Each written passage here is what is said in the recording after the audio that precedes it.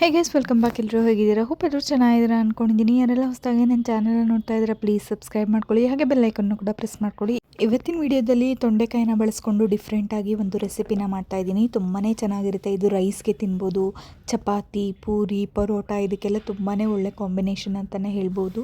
ಹಾಗಿದ್ರೆ ತಡ ಮಾಡೋದು ಬೇಡ, ಶುರು ಮಾಡೋಣ ಬನ್ನಿ. ಮೊದಲಿಗೆ ಒಂದು ಬಾಣಲಿನ ಇಟ್ಕೊಂಡಿದ್ದೀನಿ. ಇದಕ್ಕೆ ಒಂದು 3 ಟೇಬಲ್ ಸ್ಪೂನ್ ಆಗೋಷ್ಟು ಆಯಿಲ್ನ ಹಾಕೊಂಡು ಅದು ಕಾದ್ಮೇಲೆ ಒಂದು ಸ್ವಲ್ಪ ಕಡಲೆ ಬೀಜನ ಹಾಕ್ಕೊಳ್ತಾ ಇದ್ದೀನಿ. ನಾನಿಲ್ಲಿ ಸುಮಾರು ಒಂದು 2 ಟೇಬಲ್ ಸ್ಪೂನ್ ಆಗೋಷ್ಟು ಕಡಲೆಕಾಯಿ ಬೀಜನ ತಗೊಂಡಿದ್ದೀನಿ. ನಾನಿಲ್ಲಿ ತೊಂಡೆಕಾಯಿ ಸ್ವಲ್ಪ ತಗೊಂಡಿರೋದ್ರಿಂದ ಕಡಲೆಕಾಯಿ ಬೀಜ 2 ಸ್ಪೂನ್ ಸಾಕಾಗುತ್ತೆ. ನೀವೇನಾದ್ರೂ ಅರ್ಧ ಕೆಜಿ 1 ಕೆಜಿ ಈ ರೀತಿ ತಗೊಂಡ್ರೆ ಒಂದು 4 ಟೇಬಲ್ ಸ್ಪೂನ್ 5 ಟೇಬಲ್ ಸ್ಪೂನ್ ಹಾಕೊಳ್ಳಿ, ಆಗ ಕರೆಕ್ಟ್ ಆಗಿ ಬರುತ್ತೆ. ನಂತರ ಒಂದು 4 ಬೆಳ್ಳುಳ್ಳಿನ ಸೇರಿಸ್ಕೊಂತಾ ಇದ್ದೀನಿ. ನೀಟಾಗಿ ಫ್ರೈ ಮಾಡ್ಕೊಳ್ಬೇಕು. ಈ ಪೌಡರೇ ನಾವು ಮಾಡ್ಕೊಳ್ತೀವಲ್ವಾ, ಇದೇ ತುಂಬಾನೇ ಟೇಸ್ಟ್ ಕೊಡೋದು. ಇದನ್ನಂತೂ ಸ್ಕಿಪ್ ಮಾಡಕ್ಕೆ ಹೋಗ್ಬಾರ್ದು, ತುಂಬಾನೇ ರುಚಿ ಕೊಡುತ್ತೆ. ನಂತರ ಬೆಳ್ಳುಳ್ಳಿನ ಹಾಕೊಂಡು ಚೆನ್ನಾಗಿ ಫ್ರೈ ಮಾಡ್ಕೊಳ್ಬೇಕು. ಹಾಗೆ ನಾನಿಲ್ಲಿ ಒಂದು ಸ್ವಲ್ಪ ಕರಿಬೇವಿನ ಸೊಪ್ಪು ಮತ್ತೆ ಒಣಮೆಣಸಿನಕಾಯಿನ 3 ತಗೊಂಡು ಹಾಕೊಂಡು ನೀಟಾಗಿ ಫ್ರೈ ಮಾಡ್ಕೊಳ್ತಾ ಇದ್ದೀನಿ.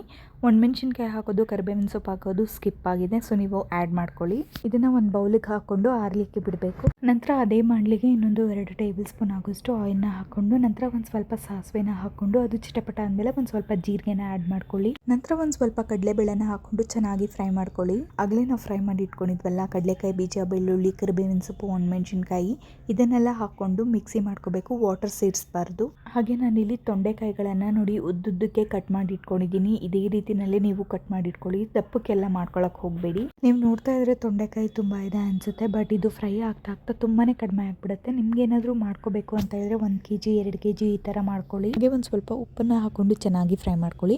ನೀವು ನೋಡ್ತಿರ್ಬೋದು ತೊಂಡೆಕಾಯಿ ಎಷ್ಟಿದೆ ಅಂತ ಹೇಳಿ. ನೀವು ಫ್ರೈ ಮಾಡ್ತಾ ಮಾಡ್ತಾ ತುಂಬಾನೇ ಕಡಿಮೆ ಆಗ್ಬಿಡುತ್ತೆ. ಒಬ್ಬರೇ ಒಂದು 1/2 ಕೆಜಿ 1 ಕೆಜಿ ತಿನ್ಬಿಡ್ಬೋದು. ಯಾಕೆಂತ ಹೇಳಿದ್ರೆ ನಾವು ಒಂದು 2 ಕೆಜಿ ತೊಂಡೆಕಾಯಿ ತಗೊಂಡಿದ್ದೀರಿ ಅಂತ ಹೇಳಿದ್ರೆ ನಮಗೆ ಸಿಗೋದು 1 ಕೆಜಿನೇ. ಸೊ ಹಾಗಾಗಿ ನೆಕ್ಸ್ಟ್ ಟೈಮ್ ನೀವೇನಾದ್ರೂ ಮನೆಗೆ ತರ್ತೀರಾ ಅಂದ್ರೆ ಒಂದು 2 ಕೆಜಿ ಆಗೋಷ್ಟು ತೊಂಡೆಕಾಯಿನ ತಗೊಂಡು ಮಾಡ್ಕೊಂಡು ನೆಮ್ಮದಿಯಾಗಿ ಊಟ ಮಾಡಿ. ನೀವು ಗಮನಿಸ್ತಾ ಇರ್ಬೋದು ತೊಂಡೆಕಾಯಿ ನಾನು ಹಾಕಿದಾಗ ಎಷ್ಟಿತ್ತು ಮತ್ತೆ ಹೀಗೆ ಎಷ್ಟಾಗಿದೆ ಅಂತ ಹೇಳಿ.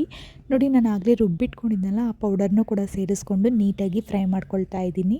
ಈ ಪೌಡರ್ನ ಹಾಕಿದ್ಮೇಲೆ ತುಂಬಾ ಹೊತ್ತು ಫ್ರೈ ಮಾಡ್ಕೋಬಾರ್ದು. ಯಾಕೆ ಅಂತ ಹೇಳಿದ್ರೆ ತಳ ಹಿಡಿದು ಬಿಡುತ್ತೆ, ಸೀದೋಗ್ಬಿಡುತ್ತೆ. ನಿಮಗೆ ಟೇಸ್ಟ್ ತುಂಬಾನೇ ವೇರಿಯೇಷನ್ಸ್ ಆಗುತ್ತೆ, ಒಂದು ಸ್ವಲ್ಪನೂ ಚೆನ್ನಾಗಿರೋದಿಲ್ಲ. ಸೊ ನೀವು ಈ ಪೌಡರ್ ಹಾಕಿದ್ಮೇಲೆ ನೋಡಿಕೊಂಡು ನೀವು ಇದನ್ನ ಫ್ರೈ ಮಾಡ್ಕೊಳ್ಬೇಕು. ತಳ ಹಿಡಿಯೋ ರೀತಿ ಮಾಡ್ಕೋಬೇಡಿ. ಅಕಸ್ಮಾತ್ ನಿಮ್ಗೆ ಏನಾದರೂ ತಳ ಹಿಡಿತಿದೆ ಅಂತ ಗೊತ್ತಾಗ್ತಿದ್ದಂಗೆ ಒಂದು 2 ಟೇಬಲ್ ಸ್ಪೂನ್ ಆಗೋಷ್ಟು ನೀರನ್ನ ಹಾಕೊಂಡು ಚೆನ್ನಾಗಿ ಮಿಕ್ಸ್ ಮಾಡ್ಕೊಂಬಿಡಿ. ನೋಡಿ, ಈ ರೀತಿ ನೀವು ಚೆನ್ನಾಗಿ ಫ್ರೈ ಮಾಡ್ಕೋಬೇಕು, ಮಿಕ್ಸ್ ಮಾಡ್ಕೋಬೇಕು. ಈ ರೀತಿ ಮಿಕ್ಸ್ ಮಾಡ್ಕೊಳ್ಳೋದ್ರಿಂದ ಎಣ್ಣೆ ಎಲ್ಲ ನೋಡಿ ಹೊರಗಡೆ ಬರ್ತಿದೆ. ಈ ರೀತಿ ಬರಬೇಕು. ಈ ರೀತಿ ಬಂದ್ರೇನೆ ಆಗಿದೆ ಅಂತ ಅರ್ಥ. ಆಗ ರುಚಿ ಕೂಡ ತುಂಬಾನೇ ಚೆನ್ನಾಗಿರುತ್ತೆ. ಪಕ್ಕಕ್ಕೆ ಅನ್ನ ಇಟ್ರಿ ಅಂತ ಹೇಳಿದ್ರೆ ಇಮಿಡಿಯೇಟ್ ಆಗಿ ನೀವು ಇದನ್ನ ಮಾಡ್ಕೊಂಡ್ಬಿಡ್ಬೋದು. ಸಿಂಪಲ್ ಆಗಿ ಮಾಡ್ಕೋಬಹುದು, ಬಟ್ ಟೇಸ್ಟ್ ಮಾತ್ರ ಅಲ್ಟಿಮೇಟ್ ಆಗಿರುತ್ತೆ. ನೀವು ಇದನ್ನ ಒಂದ್ಸತಿ ಟ್ರೈ ಮಾಡಬೇಕು. ಇದು ಮಸ್ಟ್ ಟ್ರೈ ಅಂತಾನೆ ನಾನು ಹೇಳ್ತೀನಿ. ಮಾಡಿ ನೋಡಿ, ಇದನ್ನ ಮನೆಯವ್ರಿಗೆ ಕೊಟ್ಟು ಅವರ ಫೀಡ್ಬ್ಯಾಕ್ ಅನ್ನು ತಗೊಂಡು ನನಗೆ ಕಮೆಂಟ್ ಮಾಡೋದನ್ನ ನೀವು ಮರಿಬೇಡಿ. ಐ ಹೋಪ್ ವಿಡಿಯೋ ನಿಮಗೆ ತುಂಬಾ ಯೂಸ್ಫುಲ್ ಆಗಿದೆ ಅನ್ಕೊಂಡಿದ್ದೀನಿ. ಇದೇ ರೀತಿಯಾದಂಥ ಸಿಂಪಲ್ ಆ್ಯಂಡ್ ಹೆಲ್ದಿ ರೆಸಿಪೀಸ್ಗಾಗಿ ನನ್ನ ಚಾನಲ್ನ ಸಪೋರ್ಟ್ ಮಾಡೋದನ್ನ ಮರಿಬೇಡಿ. Thank you.